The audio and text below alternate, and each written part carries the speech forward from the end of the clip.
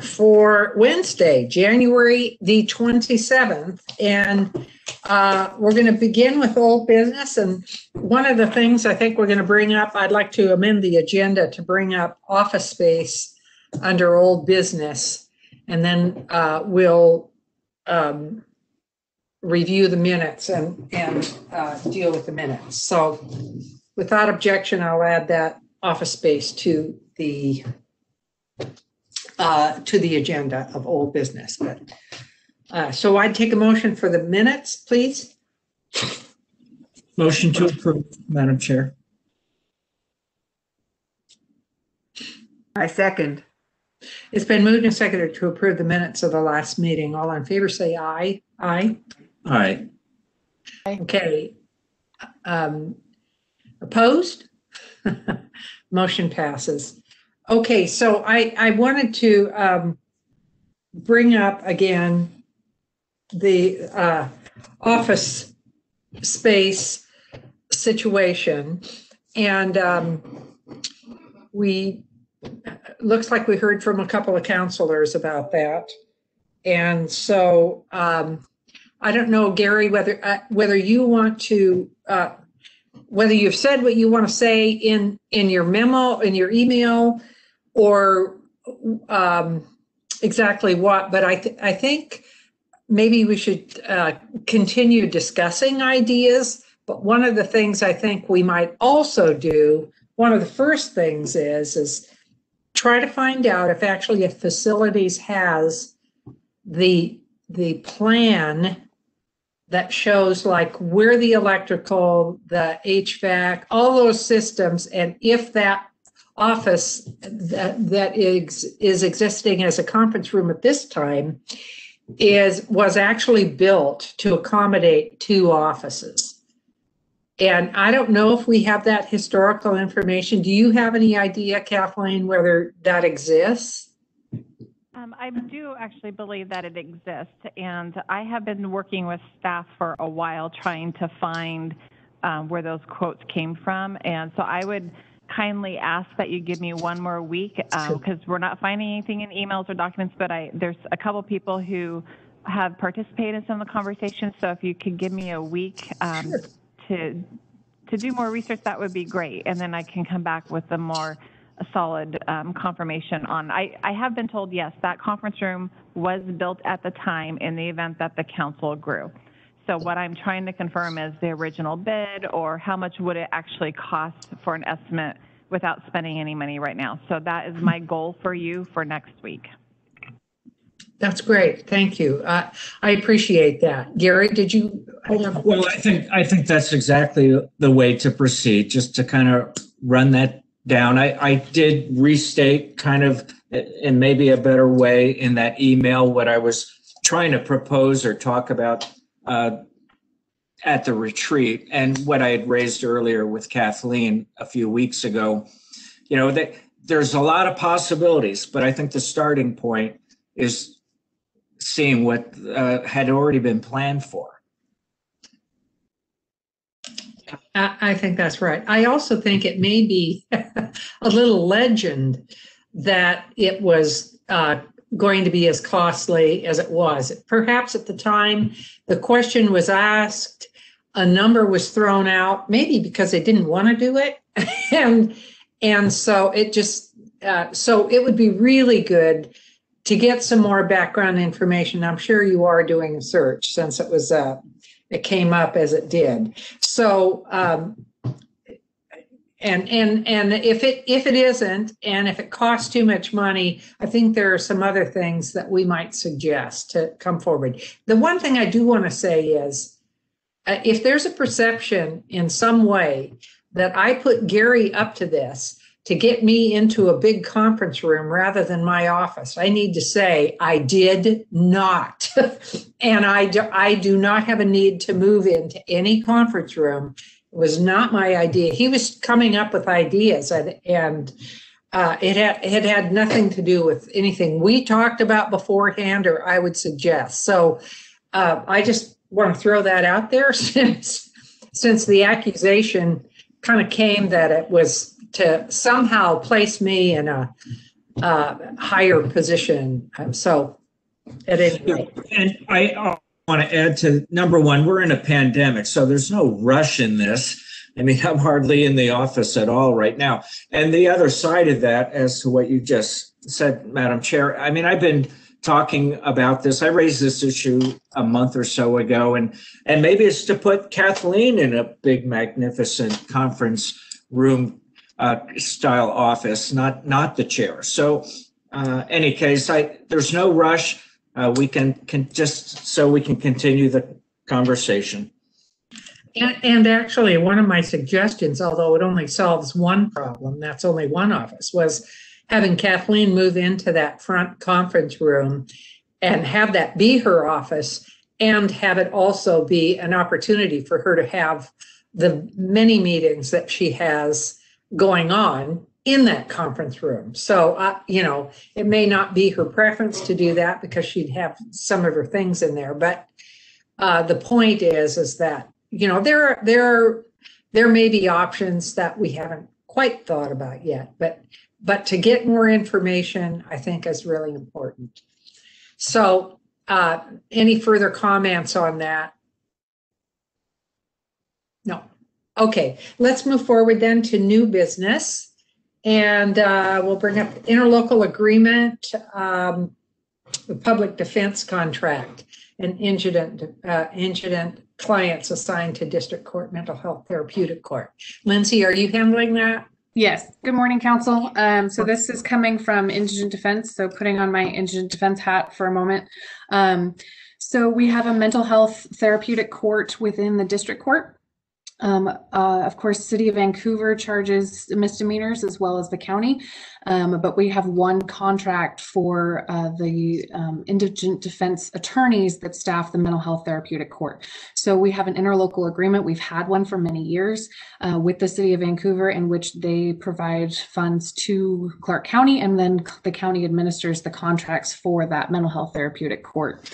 So like I said, we've had this interlocal agreement before. The previous interlocal agreement we had a number of extension provisions within it.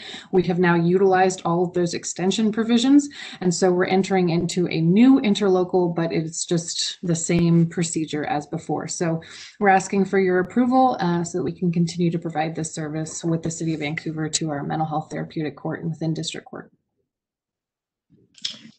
Are there questions of the council regarding this? If not, I would ask that somebody move to approve. Move to approve the interlocal agreement.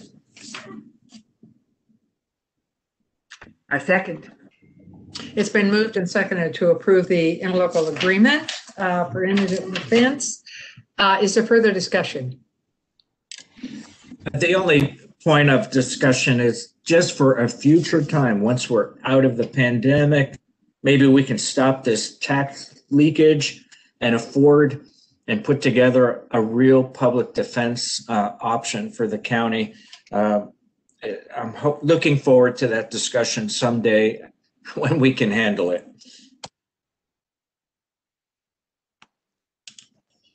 Okay, any further discussion?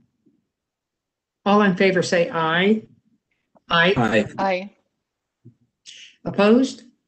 Motion passes. Thank you. Moving on to the issue of the legislative call. So with this one, you'll recall we have two legislative calls. We have our weekly call that's just the county council with Josh and Annika, and that occurs on Mondays. This discussion we're having here today is not about the Monday calls. Those will continue to have all 5 counselors. But we have a new thing this year with COVID, with having the legislature be remote. It makes Josh's job a little bit different, if you will. I don't want to say more challenging, in that he's not able to really, stop and see the legislators in the hall, and stop them after committee and have kind of those in-person discussions that is typical of a legislative session. So we created these biweekly legislative delegation calls so that we can provide that update.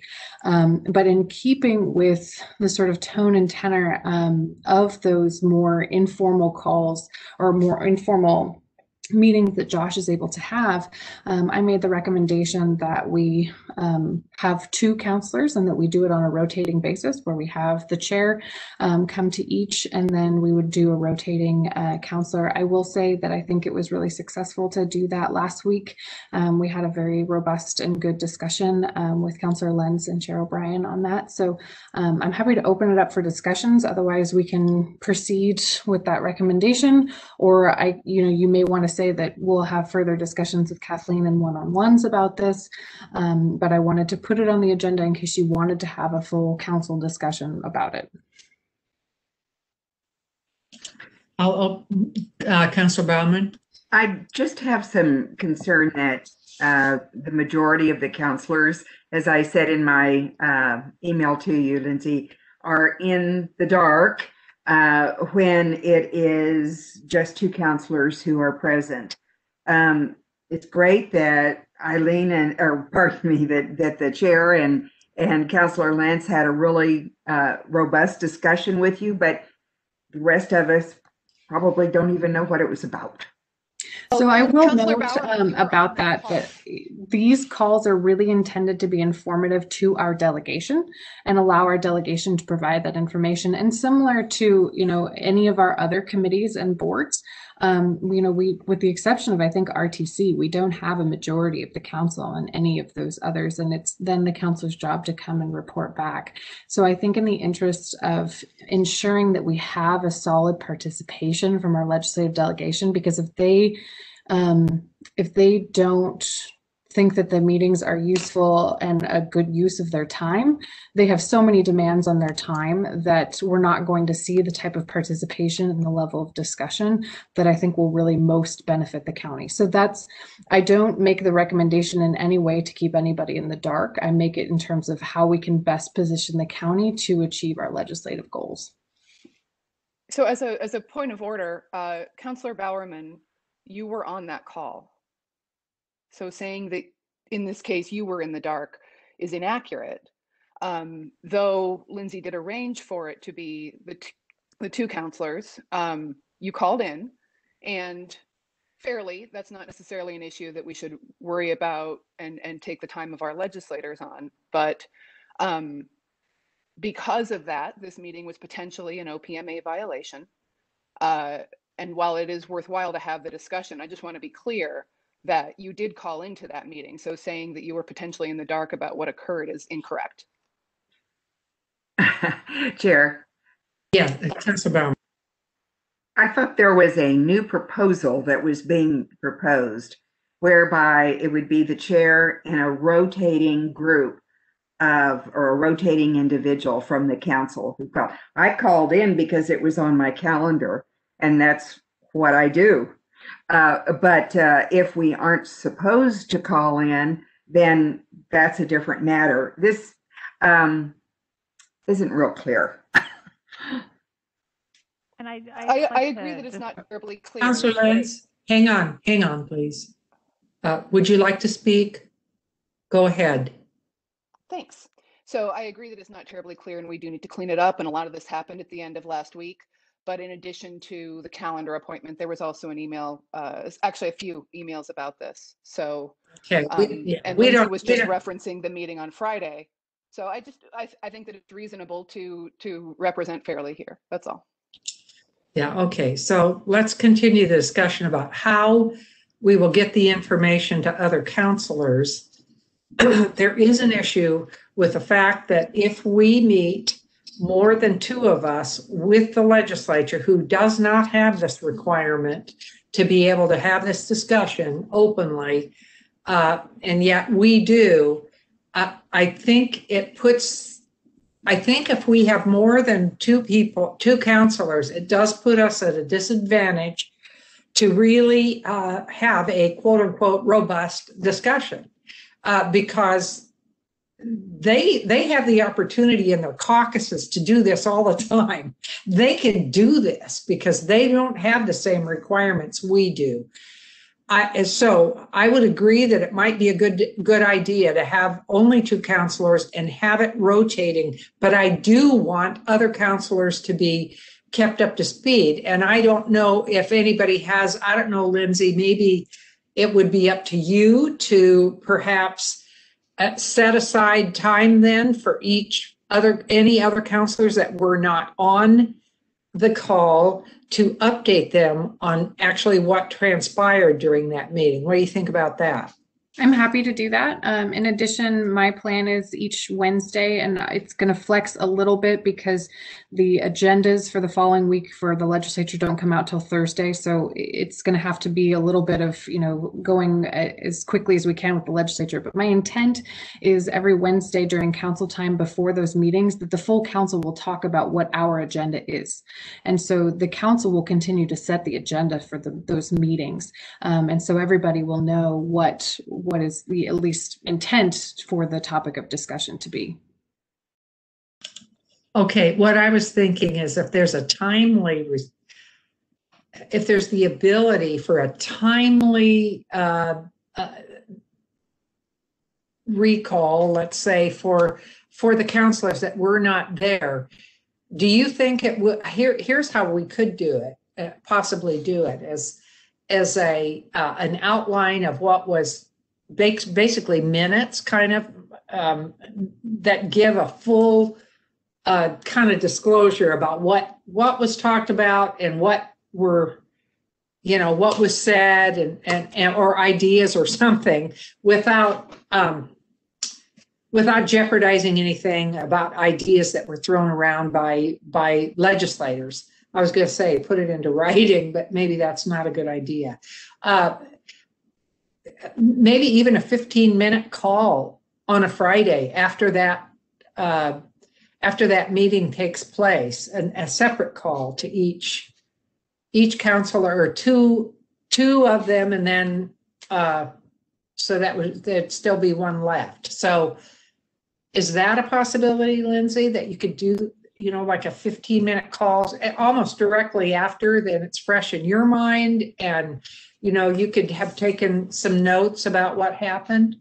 I'm happy to do that. In addition, if it's easier for folks for scheduling, I can, have a 15-minute call with Kathleen and give her the information that she can convey in your one-on-ones the following week. So I don't take any additional of your time, but I'm happy to have the calls Friday. What I would suggest is that if you're not on the call and you want that, to just send an email to Kristen and she'll get some time on both of our calendars. Okay, that sounds good. What do you think, Councilor Bowerman and Medvigi, about? Oh, and Lance. I was not including you because you were in the first call, but what are your thoughts on that kind of setup? So this is an issue of the public meeting law really messing with us, and unnecessarily so. It's really unfortunate. We wouldn't have these opportunities if they were actually meeting up there, I think, to meet with them personally. It would be a foregone conclusion. I mean, these are precious bipartisan meetings that, I adhere to the email. I didn't log on to the last legislative session, and I felt badly about it. I felt like I was missing out a bit, although I did hear kind of a roundup with the WASAC, and I do look forward to having or resuming more regular meetings with Lindsay, especially during this time period where the legislature is really hard at work and crunching. So I don't know that we need a separate meeting. I mean, I'd like to just meet more with our senior policy advisor generally and bring issues of the legislature to my attention. I mean, there's certainly several bills out there that are percolating, and whether we need to weigh in or not is always a challenge, and whether we weigh in or not, whether it'll make any difference whatsoever. We're coming up on a milestone where the first crunch will occur on the bills that hopefully they'll get the number down from the 600 that are out there down to a more manageable number. Anyway, I would really look forward to having this rotation so I could participate. On the other hand, what is really the downside to just announcing it and having us all on? as long as the legislators are willing to do that. And I think that that's, you know, one of the challenges when, and I can speak just personally coming from the legislative world to the county world, it's, you know, it's a different having the open public meetings. It's different. I think that there is, you know, possibly misplaced sentiment amongst some legislators that are not used to the OPMA environment, in which they may be more hesitant to participate altogether.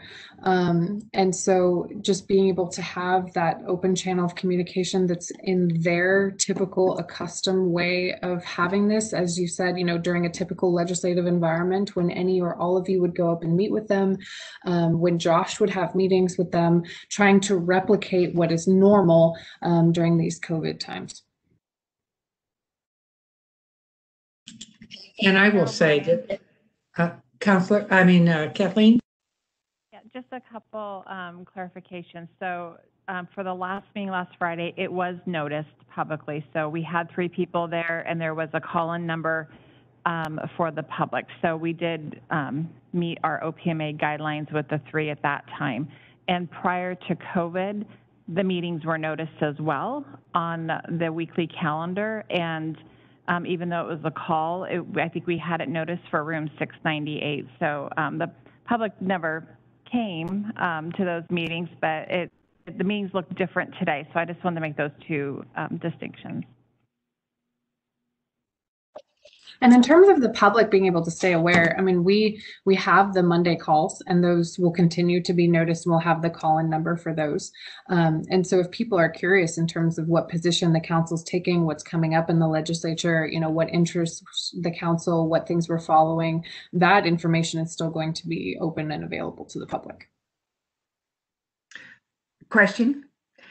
Was there any objection from the legislative group to the last meeting having been noticed? Yes. And yes, and there were concerns about future participation and willingness to share information, and a desire to modify the plan to have all 5, given a desire to have a more candid conversation.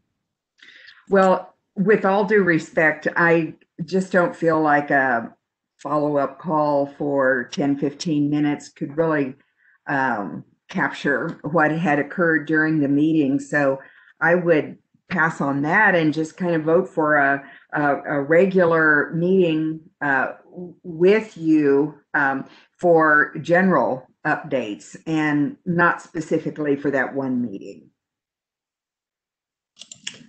Okay, so it sounds, and is that, are you willing, Lindsay, to go back to the one-on-ones that you were having for policy, which would probably entail both our own policy issues, which is what that's what our one-on-one meetings on Mondays were about, is more our own specific. And right now, our 11:30 call on Monday with Josh and Annika sort of serves as the update on our legislative priorities, et cetera, which is that, am I stating that right?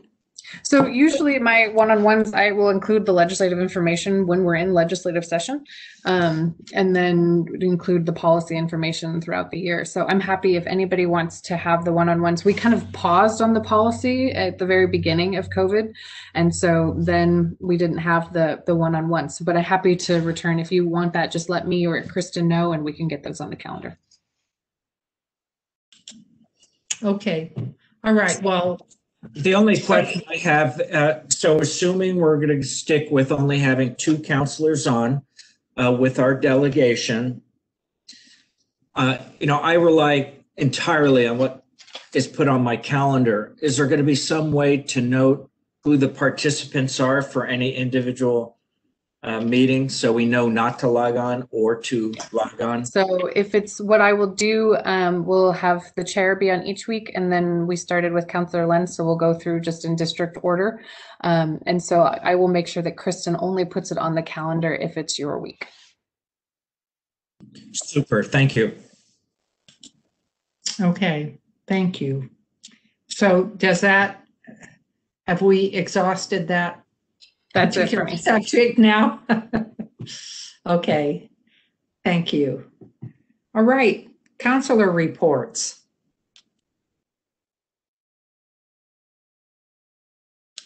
Have we had any meetings, any separate meetings yet that anybody wants to report on? Well, yeah, I've had a couple, but I actually didn't want to address it yet because I have some due outs with the manager and regarding the joint committee on homeless that I had. The legislative steering committee that I sat on. I mean, I don't want to kill that topic because we've already been, I think, abreast. I think that the main takeaway for me is, on that, I'll comment on that. The transportation package, and I did sit on a meeting with the caucus, the Democrat caucus, on prior to them rolling that out. It is massive, and just massive is the word. And so, to my chagrin, because I think this is not the time to be bumping 18 cents on a gas tax and carbon penalties and you name it. This is a massive bill at a time when we're not out of the pandemic yet. But we'll see what transpires in moving that forward. There was no direct reimbursement of those additional taxes directly to the county. I think that's another big point that we should be concerned about. But I will get back to you on the Joint Committee on Homeless and what the takeaway was on our last meeting. Once I've kind of resolved some funding issues, and it mainly formed around the Vancouver Housing Authority and the hotel purchase. By the way, I do want to ask Kathleen a question though on that. Did we resolve whether it was a permitting issue with the city versus the county in light of Roy sending me that additional email asking those questions? I will follow up with you after this meeting. So, because I know that there's two communications that we were looking at. So I would like to follow up with you afterwards. Okay, thank you. Councilor Baum? Chair, I don't recall that Councilor Medvici mentioned that he was elected chair of that Joint Committee on Homelessness. So congratulations for that. Yes, congratulations. Okay, and I think, Karen, you have a meeting coming up tomorrow morning. And actually, we've also received an invitation from CREDC for their annual thing that they do each year, and it's this Thursday at 4 p.m. So look for it in your email. I found mine not in the focused email, but in the other email. So if you miss it, that's where it probably is. Any other reports? Okay. The Area Agency on Aging Councilor Lynn. met last Friday, and so went to my first meeting as a board member there, although I'd been as an alternate before. Good agency, working on their strategic plan moving forward, provide a lot of great service to the community. Also in reviewing financials, they were also recipients of some of the original CARES Act funding, and they were able to put that to great use throughout the community. And serving our senior population and population with disabilities. Largely, a lot of it went to coordinating transportation and food services and things like that. But as we heard from other counties and communities across the state, many jurisdictions had a hard time spending the funds they got because of the constrictions of time and that sort of thing. But ADSWA was able to get it out, helping people in its entirety. So that was fantastic. Good. Okay. If there are no further reports, let's move on to work session requests. None? None, okay. Lindsay, any further reports on policy? Nothing else for issues? me today. Okay. Okay, we'll go into executive session then for 30 minutes. Let's see, we were going to originally do this at noon, and I think that Counselor Olson was going to join us for the executive session. So let's wait to sign into the executive session until 12 noon, and then Counselor Olson will be able to join us, okay? Our council time is adjourned.